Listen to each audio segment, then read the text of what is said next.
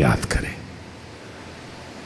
اور وہ امام کے جو تنہا ہے،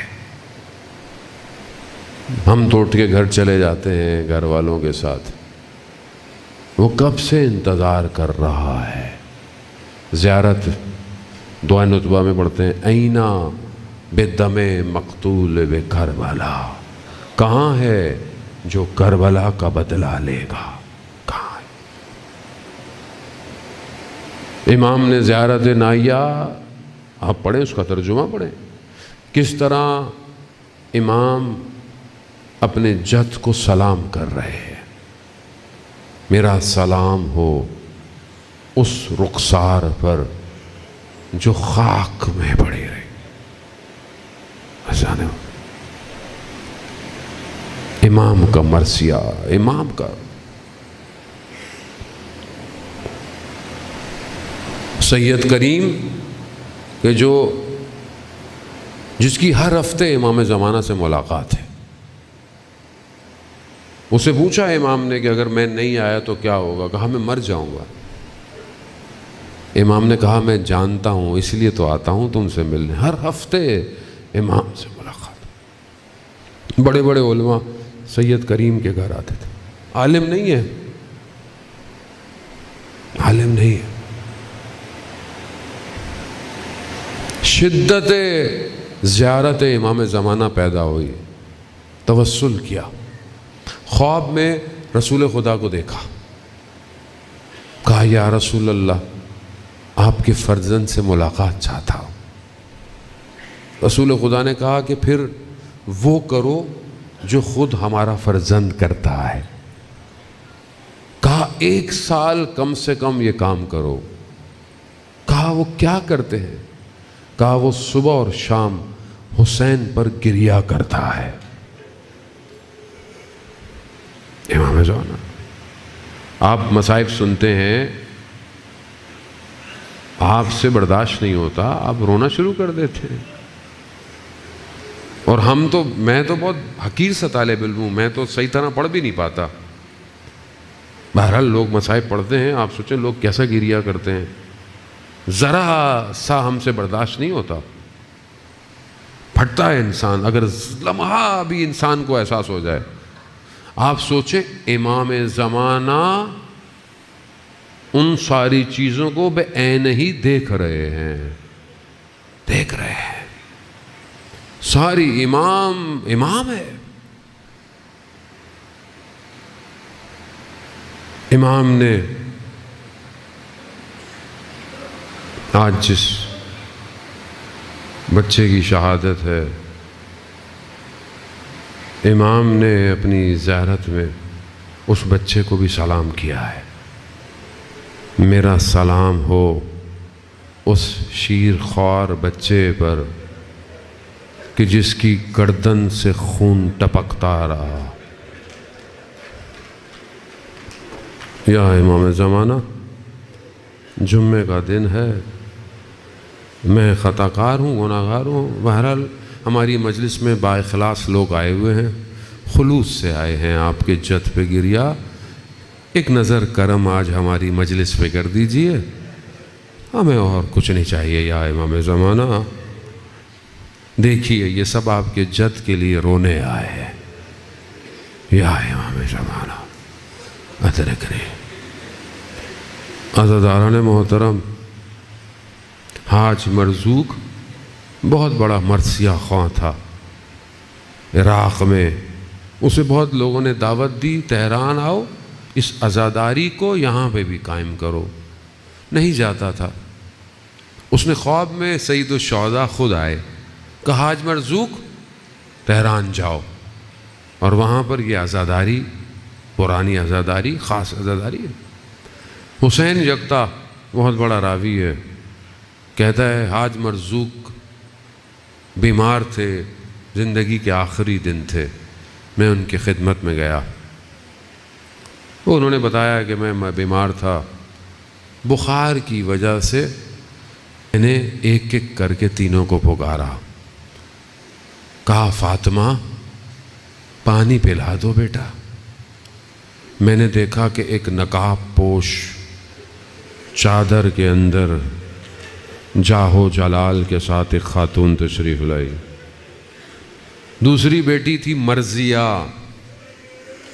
میں نے کہا مرضیہ پانی پلاؤ. وہ خاتون اور آگے بڑھی. میں نے کہا زکیہ. خاتون نے کہا حاج مرزوق ہم آ گئے ہیں نا پانی پلانے کے لیے, پانی چاہیے. کہاں بی بی میں جانتا ہوں آپ آ گئی ہیں مگر میری جرت نہیں میں آپ سے پانی مانگوں. کہا حاج مرزوق ساری زندگی تم نے ہماری نوکری کی. نوکری ہے نا یہ, اپنی نوکری کو کم مت سمجھا کریں جو لوگ کام کرتے ہیں. کہا ساری زندگی تم نے ہماری نوکری کی, ہمارے فرزند کی مصیبتیں پڑی, ہم اتنا بھی تمہارے لیے نہیں کر سکتے. یہ لو آج. وہ کہا پانی کا گلاس دیا مجھے. کہا میں نے پانی پیا. بی بی نے کہا حاج مرزوق ہمارے لیے مرثیہ نہیں پڑھو گے؟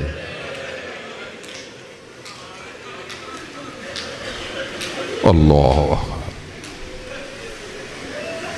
یا سیدہ. حاج مرزوق نے کہا بی بی میری طبیعت خراب ہونے کی وجہ سے مجھے ڈاکٹروں نے منع کیا ہے کہ میں مصائب نہ پڑھوں, مگر آپ کی خاطر پڑھوں گا. آپ مجھے بتائیں میں کون سی مصیبت پڑھوں؟ ماں ہے نا ماں. اللہ اکبر. عزاداران محترم آخر آب زمزم کیسے نکلا؟ ایک بچہ پیاسا ہے, ماں صفا اور مروہ میں دوڑ رہی ہے. ماں کا دوڑنا خدا سے برداشت نہیں ہوا, بچے نے ٹانگیں ماری, زمزم نکلنا شروع ہو گیا. بھائی پانی نکلا یا پروردگار بس ٹھیک ہے تو نے ماں کی نہ نہیں, یہ ماں دوڑ رہی تھی. سب دوڑیں گے قیامت تک صفا اور مروہ میں. ماں کے درد کو پہچانو بچہ جب پیاسا ہوتا ہے. پروردگار ماں حسین کی ہے, درد کس کا؟ کہا حاج مرزوق علی اصغر کے مصائب پڑھو, علی اصغر کے مصائب پڑھو. بی بی جانتی ہیں میرے بیٹے کو کس چیز کا درد. عزاداران محترم مصیبت آسان نہیں ہے. 6 ماہ تصور نہیں کر سکتا آدمی. جب امام نے دائیں دیکھا بائیں دیکھا, کہاں ہو مسلم, کہاں ہو حبیب, کہاں ہو انی. جب امام نے یہ کہا نا کہ کہاں ہو مگر تم دیکھ نہیں رہے, تمہارا مولا اکیلا ہے, جواب کیوں نہیں دیتے؟ دیکھا کہ خیموں کے اندر ایک ہلچل سی مچی. امام خیموں کی طرف آئے. کہا کہ میں نے آپ سے کہا نہیں تھا جب تک میں زندہ ہوں؟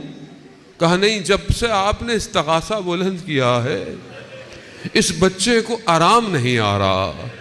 کبھی اس دامن میں ہے, کبھی اس گود میں ہے, کبھی اس گود میں ہے. اللہ. امام نے کہا مجھے دے دو علی اصغر کو. خدا آپ کے بچوں کی حفاظت کرے. عزاداران محترم کبھی ذہن میں لے کر آئیں کہ یہ چھوٹا سا بچہ ہے.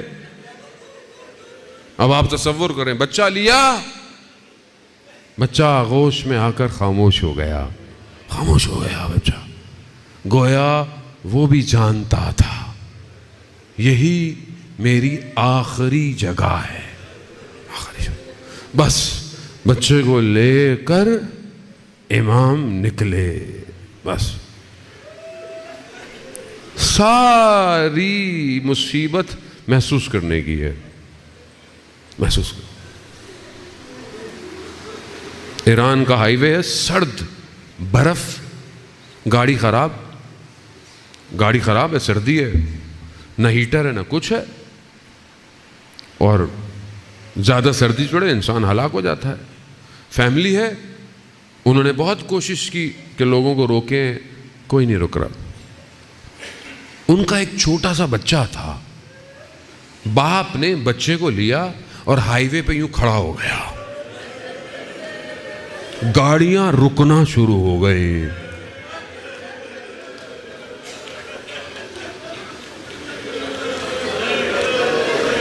امام حسین بچے کو ابا میں ڈالے،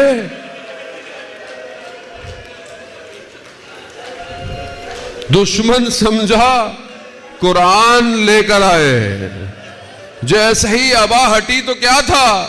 قرآن کا ایک پارہ تھا۔ امام بلندی پر چڑھے کہ اے قوم، اگر تمہیں مجھ پر رحم نہیں تو اس بچے پر رحم کرو، اس بچے پر رحم کرو۔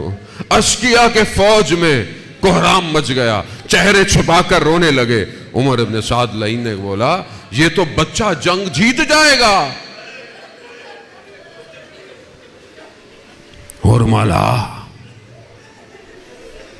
چند ظالم تیروں میں سے ہرملہ کا یہ ایک تیر تھا۔ عزاداران محترم، استاد کافی فلسفی جو یہ مصائب پڑھا کرتے تھے، کہتے ہیں تیر اس حالت میں آیا کہ جب امام حسین اپنے بچے کو مسکرا کے دیکھ رہے،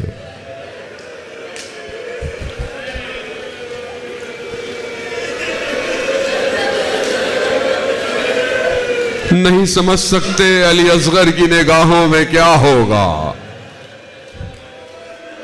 پیاس کی شدت لبوں کو چپکائے ہوئے حسین چاہتے ہوں گے کہ میں اپنے بیٹے کے لبوں کو چوم کر بوسا دوں، مگر عزاداران محترم وہ 3 پھل والا تیر ایسا آیا، ارے علی اصغر مولا کے ہاتھوں میں پلٹ گیا۔